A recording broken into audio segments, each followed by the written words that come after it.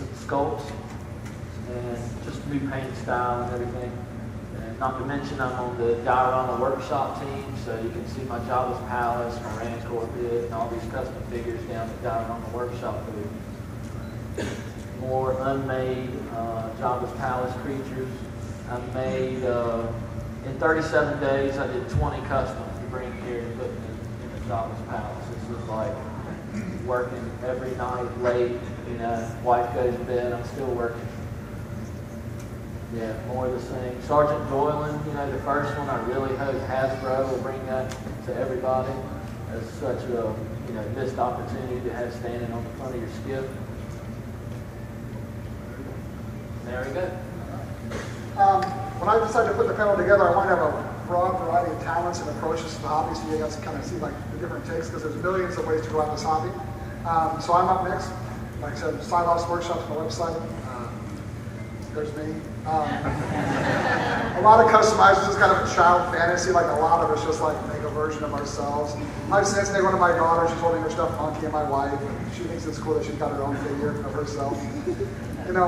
There's nothing fancy about our workshops, like all of it's use like modified like office furniture, a craftsman workbench, just bought bits and pieces here and there. I've been doing this since the early 90s, and started off with like vintage customs, and the figures Kenner never made. Here are some of them, there's like G.I. Joe people here, and it's very crude, so be kind. Then, when the new figures came out by Hasbro, I started doing new figures again. And as with all of us, it was mostly just at the beginning, a way to fill in the void in the collection, like, oh, you want the rest of them that aren't there. And this is just a sampling. I was cranking these out for a decade. You see Jabba's aliens, the various Cantina people, the deleted Scottish Jabba. They were actually at C2 in our first diorama workshop when we did Tatooine. And you're making like the weird background people, like, the people that walk around in the background of Mos Eisley. And then what happened was I had made virtually everybody. And then slowly Hasbro started making a lot of those people.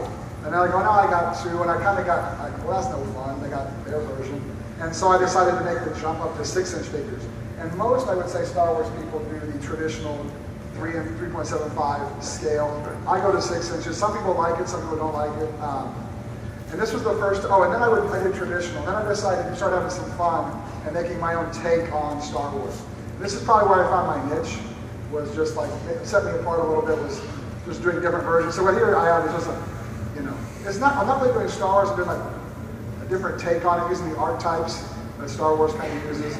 Here you got like a Luke, like my version, like an Oriental samurai kind of warrior, Obi-Wan, kind of a savage-looking Chewbacca warrior, and the droids. That really kind of took off, and then the next line I did that really touched on was the Steam Wars figures. You may have seen these.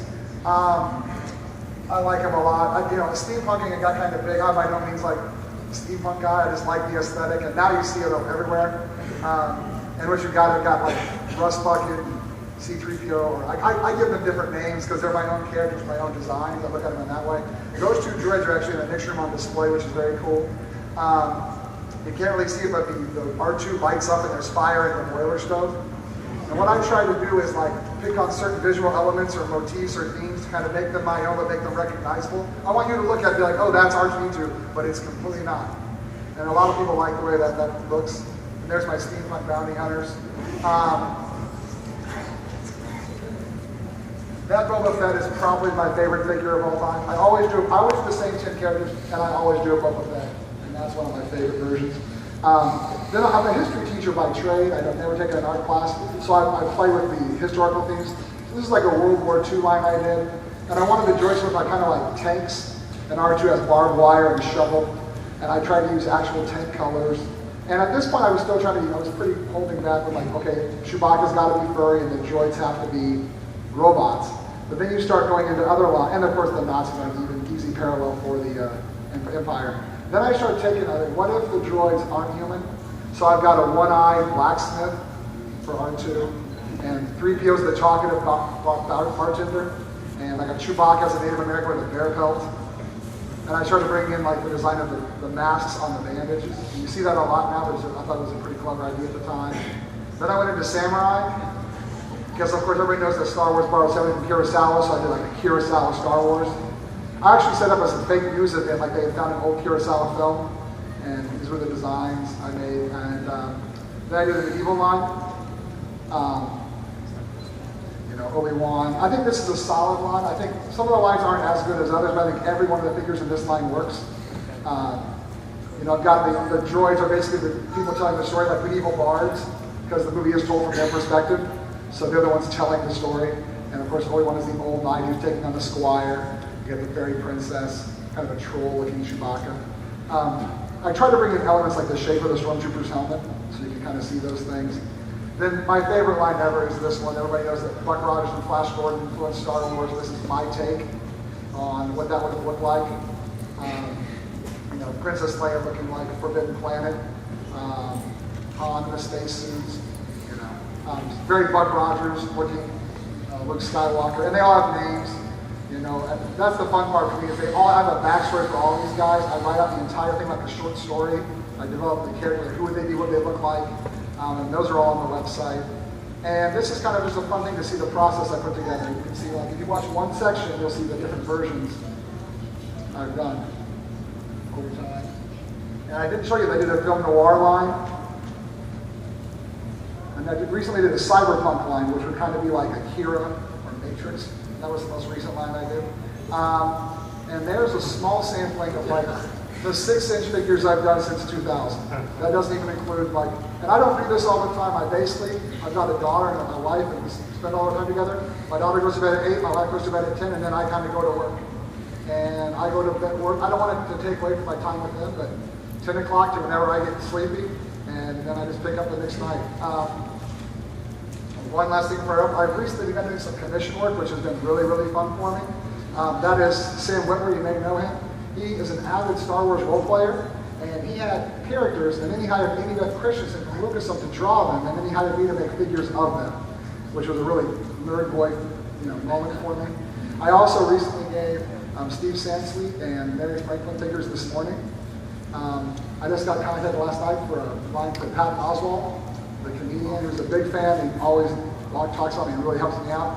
And the last thing for I have a TV pilot being filmed. A guy in LA contacted me, and they are shooting a pilot. It's being written by Jimmy Kimmel, Jimmy Fallon writers, and it's a stop motion show featuring my figures. So you can look for that. It's going to go to a new level. Sith fire being, oh, that's me going, and that's when I had short hair and I just lose it up. SF, or Sith fire being the scene when Anakin in Revenge of the Sith turns around and his eyes are a blaze of fire, and 30 being the age when I took the name. This is my workstation. It's, like Jamie said, it's nothing new. It's reference material to one side. You see my Sith temple at the top. I work at that desk. That's where all the photography takes place and everything else. It's just a little corner of one of the spare bedrooms. Nothing fancy. Here's some of my early work. I think one of the main pieces was Greed. It was one of the first things I ever posted, General Greed. And it was literally nothing but a repaint with 2 pieces of styrene as the straps going across his chest. And then I started just doing clones. The boss character near the bottom was the first foray into doing an actual sculpted head with sculpted hair. And that was many years ago. You can notice in the background there were some other customs that came out of the Dark Horse comic as well. And a Scout Trooper there as well. There's one of the pieces that a lot of people recognize in my work. That's Darth Malgus from the Old Republic. I really was impressed with the cinematic trailers. And each cinematic trailer came out while I was in the process of working on this character, gave a different depiction of this character, either battle damaged or especially the third one where it showed him fresh and pale white. So I kept on doing different head sculpts, and it turned out being 8, I think that's 8 head sculpts, plus battle damaged body armor, plus the lightsaber, removable hilt, removable saber. So that was one of my most involved pieces. This is Darth Krayt from Star Wars Legacy, another Dark Horse Comics character. Behind him, out of focus, is Darth Talon and another Sith. I failed to remember his name at this time. Those are all custom as well as the Sith Temple right behind. That's all made out of sheet styrene and aged fix-it. And See that later, right? We got that in there. I believe so, yeah. There's Burlag. No one's given a lot of respect to this bounty hunter. He was killed off pretty quickly by Boba Fett in Shadows of the Empire. Sort of was jettisoned out of the Slave One. But he was just a character that I have not seen any other species shown in the comics. I might be missing them, but they've never shown this species again, so I thought it was a rare character to bring into an action figure into life. Again, it's a total sculpt from top to bottom, using a articulated frame that I put together from old existing figures that are store-bought. I literally just cut them up, find the articulation that I want, take a Dremel, drill it down to a skeleton, and then totally sculpt over it. Here's Dash Janir from another Dark Horse comic called Dark Times. Behind him, out of focus, is a little H2. He's floating with a little clear stand. Again, he has a removable helmet, and he has a head swap. The tunic can be removed. A lot of detail went into this piece. I'm actually doing another version of him riding on his horse from the second edition of Dark. I think it was Out of the Wilderness art that just came out. So look for that. There's how do you say her name? Skira. This was again from Dark Horse, and I just love this outfit that she was in. We all are used to her Jedi robes. This is when she had to go to Coruscant and disguise herself. Well, this was, I think, the coolest outfit. Tanika Sisters. I can't wait until they decide to go ahead and make these for Hasbro. Eventually they're going to have to, but I couldn't wait anymore. So I went ahead and created my own sculpts. It's a total sculpt of each one. I sort of wanted to make them a little bit menacing than the little friendly ladies that were there at the bar. They have other plans in mind. So one with a blaster, have that evil look to her face. There is Sam Whitler as Star Killer. This is from The Force Unleashed 2. Of course, the lightsabers do not light up. That's some Photoshop work there. But I love this. I love to have them light up. But that is a total sculpt. Added a little bit of soft goods there. Again, out of a fix-it, the head sculpt, everything. So look for other versions of this character as well. There were so many different versions of this character in the first Force Unleashed as well. And I'm busy working on those as well. Here is Savage Press. This is probably one of my favorite pieces that I worked on, one of my most involved pieces. A total sculpt, 2 separate head sculpts, full body armor, and it can be removable, all replaced by magnets.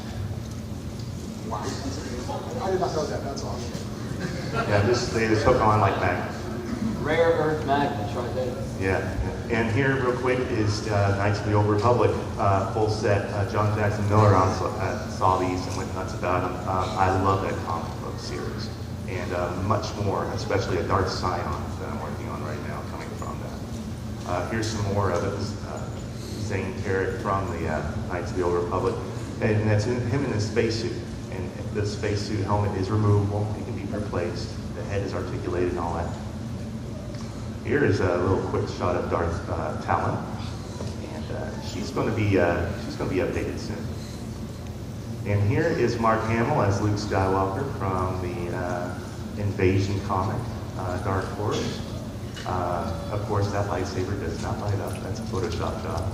But and here is the Bomb Warrior. Got a lot of my inspiration from H.R. Giger doing this sculpt.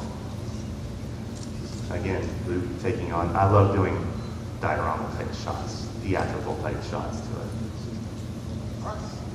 So the next part we're going to do is basically just a kind of discussion, a little more informal about. We're going to go through the slides, know how you do this, what glue, whichever you prefer, kind of comes together. And then you got to paint them. You go for a base coat, and then you're going to want to do some detailing. And then you have my version of Boba Fett as a Spanish conquistador / pirate, you know. So The idea is that the Empire is the Spanish Empire, and Boba Fett is a Dutch mercenary who works for the Empire. And then you take a photo, and you're good to go. No one's seen that. I guess that's the first time anyone's ever seen that except my wife.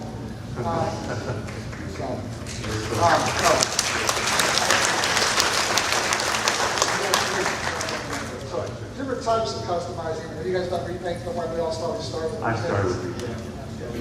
This was, I was just trying to find images, and this was just some figures. I never posted these, no one saw them. I just did Hasbro figures in the Kinder paint job. And you can just see like what a paint job can do. And like, oh, that's fun, you've got that version of the figure. And then you can do, some are sculpting, some are built. This is just polystyrene, which is a really easy to work with sheets of plastic. Those guys are almost 80% scratch built.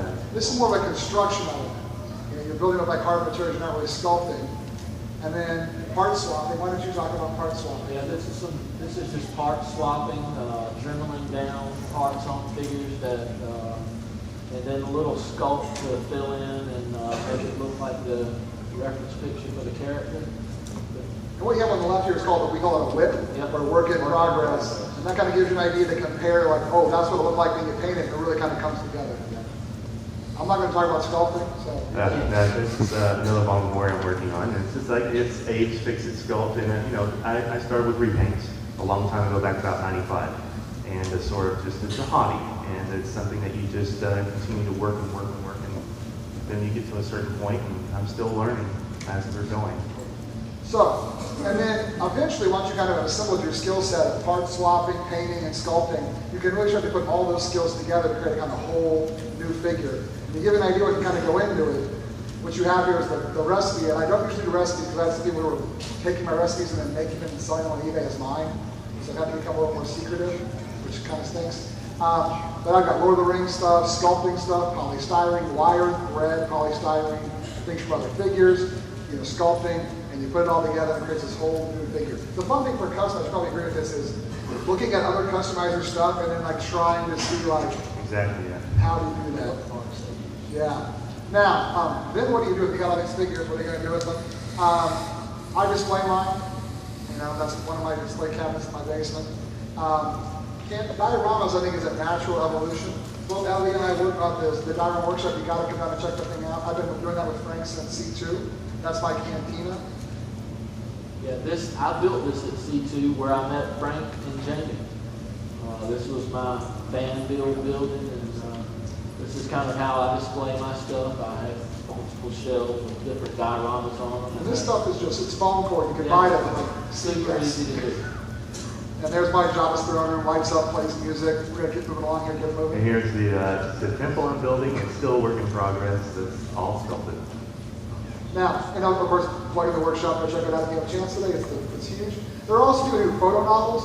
Photo novels are, you make almost like a comic book with your figures and then narrate it, and you put those on the internet. I'm not going to take a lot of our time with this because I want to move on.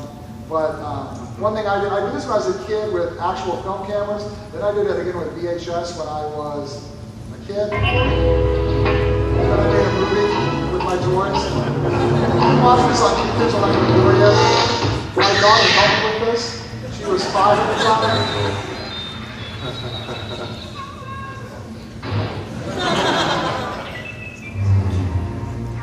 Crude special effects, okay? It's not like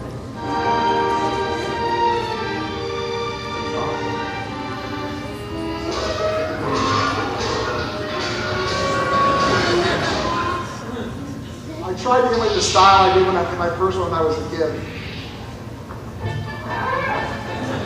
And it is shot for shot. Pretty much.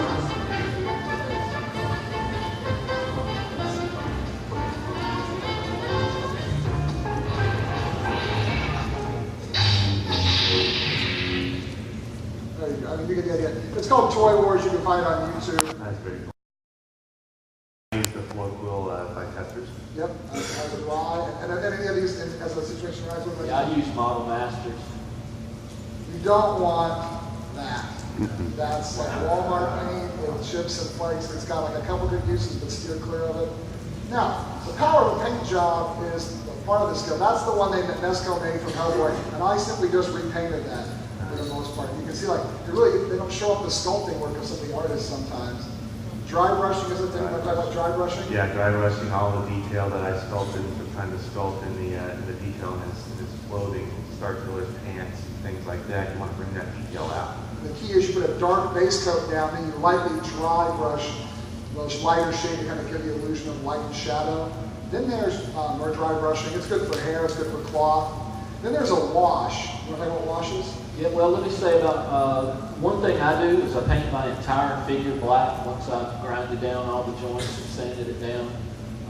And then I do like a semi-dry brush to get every color you see there.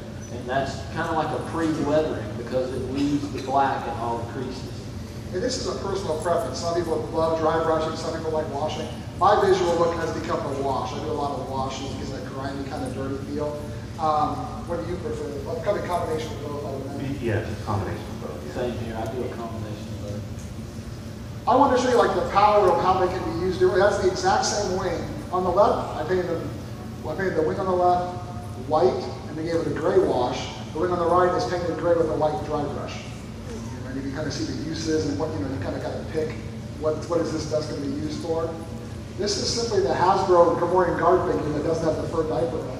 And I just washed it with black wash paint. A wash is you take a paint and you dilute it heavily with water and you just put it on the figure and it runs through the cracks and crevices to accentuate the detail.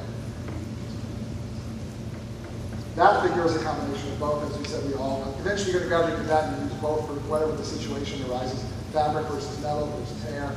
Sculpting, once again. Yeah, I started off with super sculpting, and I recommend anybody that's starting out in this hobby use super sculpting first. I think that's universal. We all start with it. It's easy to find. Walmart has it. Easy to work with. Yep. Then when you want to step up to more of an epoxy type sculpt, something that will harden, you only have a 4-hour cure rate. So you want to be able to know what you're doing before you do it. This is like you mix two things together, then it gets hard, whereas sculpting, you bake it in your oven.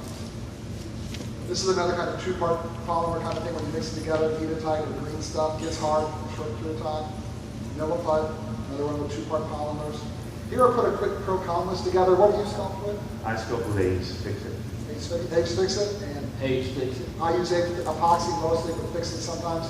And you can see the pros and cons as far as work time and the benefits. By the way, we're going to put this on my website, and you guys can too. You'll get access to this later if we're going too fast for you. Sculpting, what you're doing is you're sculpting over an existing figure just because it's easier. There's like a Yoda. I did a McQuarrie Yoda a long time ago, and you sculpted over it. Yeah, I just basically create a frame and then do this. At this point now, I'm almost doing 100% full sculpt, keeping the articulation of the frame underneath. There's a Boba Fett work in progress. Sucker Punch, that's Baby Doll. I'm working on her, get the figure just look down and then start sculpting all the other details on it. That's another thing about what you see. It's like, let's get the idea of sculpting. You're sculpting over existing parts, some more, some less. And Bane from The Dark Knight Rises. He's still a work in progress. It's going to have about 3 or 4 different torsos to him. So I'll be looking out for that. Just to be clear, like he's doing this on a 3.75 inch scale. He's sculpting on a tiny little thing. Not in a computer, not big, shrinking it down. It's amazing.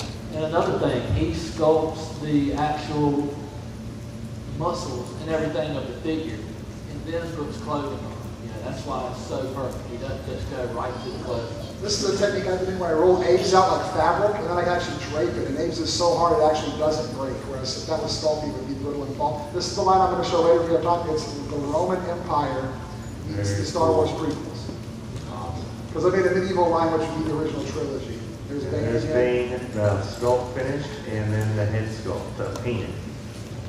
Polystyrene I mentioned earlier is plastic. There's my Captain Rex, Roman Emperor. Nice. And it's polystyrene and a lot of part swapping and paint in that regard. Casting. You can make molds of things or making casts of them. You make rubber, silicone molds, you make resins, you crank out some pieces. This is amazing. How many of you guys ever use this? You can make a mold of something, add this to your resin, and it shrinks it down.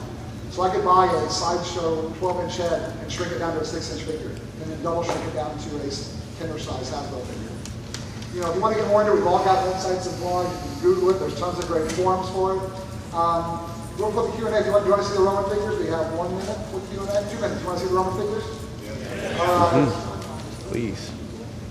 What? Yeah, do you guys want to do a lineup for the Q&A? How does that work? Or? Just have them raise their hand. Raise your hand? Okay. So there's Captain Rex. I want to put these all on the website like in 3 days if you want to get better versions. The camera can take them, feel free. There's the Emperor. There's kind of Padme as a senator. That was an experiment. That is actually like a girl from 300, Gorga. That is an 8-inch figure, and just by like cutting it down and reworking it, I got it down to like 5 inches. Because I was just trying to see if I could do it. Now the idea with is the bad guys are the barbarians attacking the Roman Empire. So we've got the Jango Fett. The guy on the right is kind of the Gothic Darth Maul, and that's the one I'm giving away today. So no one's seen that, someone's going to walk away with it. And so when that blows up in a couple of days, like you'll have the figure on your shelf that's all over the internet. And my Roman Jedi. Nice. So question, Darth Maul. Yeah, it is. General Grievous. That's good. That's awesome. I love that. That one's like, that's not going anywhere. That's my favorite. There's always like, I like that one. It was okay. That's my favorite. All right, questions? Yes. Do you, like, if somebody requests a particular figure for you guys, do you do that? Has anybody asked you to do that? Commission work? Do you do commissions? Yeah, I do commission work. Yeah, you sir. I'm starting next year doing commission work. I said this year, but I couldn't do it. Even if it's just like one specific figure? That's all we do. We don't make molds of these. We make one of them. Like this Darth Maul is a one of a kind. I don't do it a lot just because like I want to do my own stuff, but it pays the bills. So I'll like, do one here and there and make a couple of bucks and then move on. Other questions? Yes.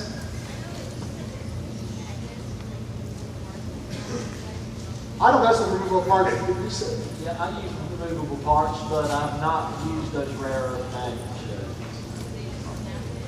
The question was about the removable heads and magnets. You have to dribble a hole out and put the magnet in, I suppose. I try to use like a pin system or something for most of the stuff I do. I'm sorry, I'll repeat the question here. If you can speak loud, that'd be great for everybody. Yeah. Where do you find most of your figures?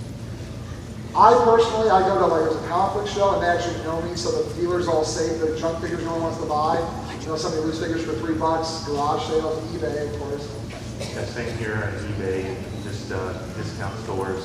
I have a specific kind of figures that I might want, and I'll just buy like a lot of them, They gotta be cheap. I can't afford to buy them at retail. I hit thrift stores, Walmart, Target, pretty much anywhere I can find stuff. Another question? Yes.